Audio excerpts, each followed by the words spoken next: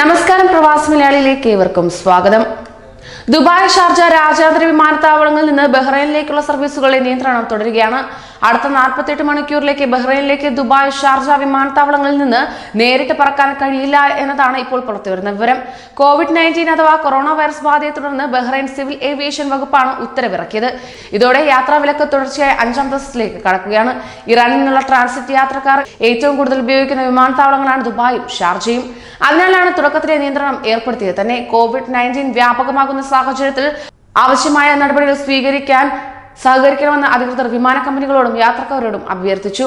ബഹ്റൈനിലെത്തുന്ന എല്ലാ യാത്രക്കാരെയും ആരോഗ്യ പരിശോധനയ്ക്ക് വിധേയമാക്കുകയും എന്തെങ്കിലും അസുഖം കണ്ടെത്തിയാൽ ഉടൻ ചികിത്സ നൽകുകയും ചെയ്യും.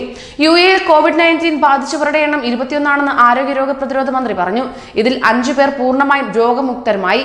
എമിറേറ്റ്സ് ടൂറിൽ പങ്കെടുക്കാനെത്തിയ ടീമിനോടൊപ്പം എത്തിയ 2 സാങ്കേതിക വിദഗ്ധർക്കാണ് കൊറോണ വൈറസ് ബാധിച്ചതെന്ന് മന്ത്രി വ്യക്തമാക്കി. ഇവരുമായി ഇടപഴകിയത് വളരെ ചുരുക്കം പേർ തന്നെയാണ്. ഇതേ തുടർന്ന് വേണ്ട സുരക്ഷാ മുൻകരുതലുകൾ സ്വീകരിച്ചതായി മന്ത്രി വ്യക്തമാക്കുകയും ചെയ്തു. വിദ്യാർത്ഥികൾക്ക് പ്രത്യേക മാർഗനിർദ്ദേശങ്ങൾ, രാജ്യത്തിനകത്തും പുറത്തുമുള്ള വിദ്യാർത്ഥികളുടെ എല്ലാ പരിപാടികളും നിർത്തിവെച്ചതായി അറിയിപ്പ് നൽകിയതായി മന്ത്രി പറയുകയും ചെയ്തു. ഇവർക്ക് വേണ്ടി ശക്തമായ മുൻകരുതലുകൾ നടപടികൾ സ്വീകരിച്ചിട്ടുമുണ്ട്. ഇറാനിലും ഷമിലും ടെഹ്റാനിലുമുള്ള UAE സ്വദേശികളെ ഒഴിപ്പിക്കുന്നതിനായി 2 വിമാനങ്ങൾ ഏർപ്പെടുത്തിയിട്ടുമുണ്ട്. കൂടുതൽ പ്രവാസി വാർത്തകൾക്കായി ഈ ചാനൽ സബ്സ്ക്രൈബ് ചെയ്യൂ.